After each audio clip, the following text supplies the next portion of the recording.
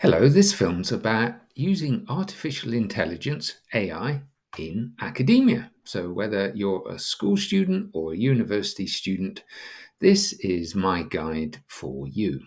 There's a nice graphic to start with that I used an AI tool to make for me. Quite cool, isn't it? You notice there isn't much writing on that image. At the moment, when I'm recording this, AI isn't very good at putting sensible text on images. Anyway, AI, it's a powerful tool, isn't it? But it is a powerful tool. It's like your calculator or ruler or pencil. It's a tool for you to use. It's not there to replace your brain. However, I think if you use it properly and wisely, then AI, just like your calculator, your pencil, or your ruler, can be a real asset, can be really valuable to you when you're learning and studying at school or university. And it's about enhancing your skills, making your skills better, rather than using it as a way to try and cheat the system. So, in order for us to do that, we need to understand its limitations and how we can use it usefully and not badly. So, here are the good points. It allows us to have personalized learning, and it also helps us enhance accessibility to information we might not otherwise be able to get regardless. And it makes us more efficient, I think, as students, as learners, as scholars, depending what you're studying. So, AI can help you provide a customized learning experience based on your personal and individual needs and the pace, the speed at which you learn and work on your studies. And these adaptive learning platforms, they can adapt to you. They can help you identify where you don't understand something, that knowledge gap, and perhaps offer you specific and targeted support.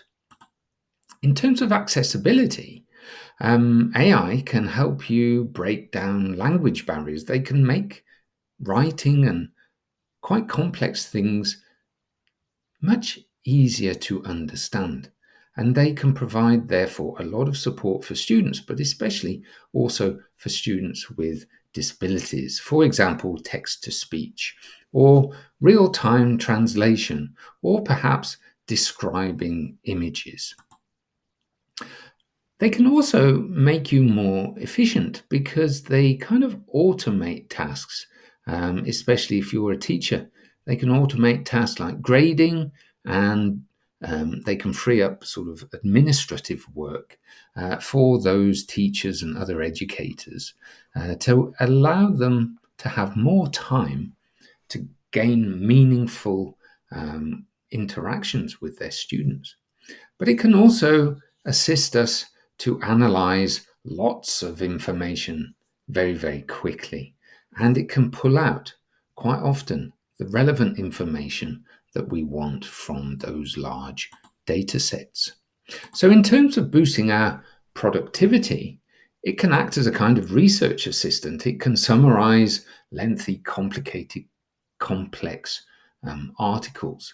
It can find relevant sources of information quite quickly, and it can identify the really important ideas, concepts, and arguments that other people have written. It can also help us write. It can improve our grammar. It can improve our clarity. It can help us generate ideas in the first place and to overcome what we call writer's block, that point where you're staring at a blank screen and you just simply don't know what to write or how to start. It can also help us translate foreign languages, not always very well, but take it with a pinch of salt.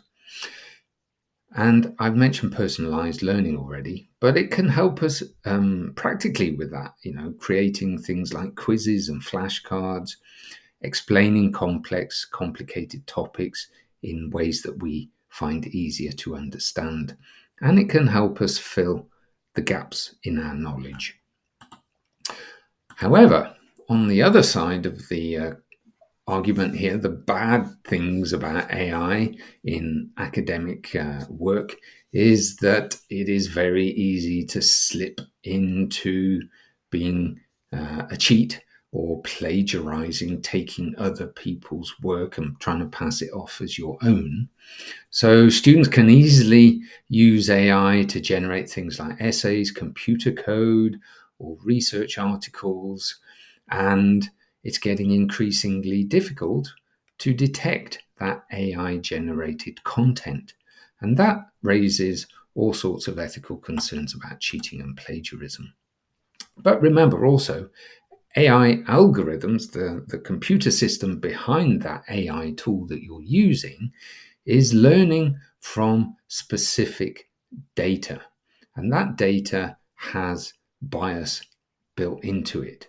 For example, Western data sets based in North America, for example, they're not perhaps going to consider other nations' perspectives, other people's perspectives. So it can lead to unfair or inaccurate assessments of that information. So there is potential there for things like discrimination to appear, especially in sort of scholarship. And also, of course, teachers and other educational professionals are quite worried about AI replacing teachers to a certain point. And so, there's a bigger question here, not for you as students, but for your teachers to kind of reevaluate the role of what they're doing in this AI-driven world. So, using AI responsibly, how can we do that? Well, firstly, we need to maintain our academic integrity. So never submit AI-generated work as your own. Cite your sources properly. I've got films on my channel, First Class University, on how to do that, including those sources that AI tools have generated for you. And always, always, always understand your university's or school's policy on how to use AI properly. Be critical of AI generated information because of those biases and inaccuracies that I've mentioned. Always verify facts and cross-reference with reliable sources. So I mentioned AI created imagery for me, especially at the beginning of this film, but it's not very good at putting texts in that image. So if you were asking it to include text in images, check things like the spelling. Do the words actually make sense? Be also very mindful of the data you input into AI tools because it will be shared widely and globally. So, in order to maximize the benefits of using AI, give it clear instructions at the beginning. Provides very specific and detailed prompts into whatever AI tool you'll be using. And always, always, always review very carefully and, if necessary, edit that AI generated content before you use it in any of your work. And always stay informed about the latest AI developments and the best practices, especially relevant to where you're studying, the school or university that you're in. And be very careful to maintain your own critical thinking skills. Don't rely solely on what AI is telling you because it could be complete rubbish. So you really need to cultivate your own analytical and critical abilities. But AI is a powerful tool. It can help you in your academic journey, but you need to use it responsibly and ethically in order to achieve your goals. And you need to take responsibility and develop the skills you need to use AI effectively and critically, like I've outlined. So here's a case study to get you to think about the ethical and practical implications of using AI in your work. Let's think. Here's a scenario. A student uses AI to generate a draft essay for their assignment. What do you think? Is that a good idea or a bad one? Just pause for a minute before progressing. What are the benefits and the drawbacks of this student's actions? What are the ethical implications of it in terms of the student their self, the lecturer or the teacher, and the university or the school that they're in? What are the potential consequences for the student? And what could the student have done differently? So I think some of the potential benefits are that AI could help the student overcome writer's block. It could also improve that student's writing skills in terms of grammar, style, clarity, spelling, all those sort of things. And it could also help identify areas where the student needs further support or clarification. However, be careful, because the student could submit AI generated text as their own original work, and that is basically what plagiarism is.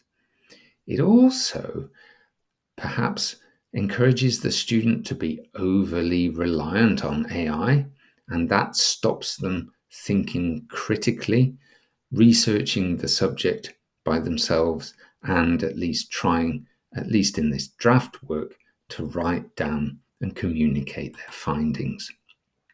So using AI without proper attribution raises these ethical questions about intellectual property and academic integrity. The student therefore has a responsibility to be honest and transparent about how they've used these tools. Your professor or teacher also has a responsibility to you to help you understand how to properly use AI. And hopefully I'm helping you understand that in case your teacher or professor hasn't been able to do that for you yet. And you need to be aware of if and what your school or university has in terms of AI policy and its use in your academic work. So in conclusion, I think AI has the potential to really be kind of revolutionary in education, but there are significant challenges, as this graphic is trying to show you. Hopefully that's been helpful. If you've liked it, please give me a thumbs up. Please subscribe to my channel, which is all about helping you as a high school or university student improve your skills and grades. Thanks very much. Bye now.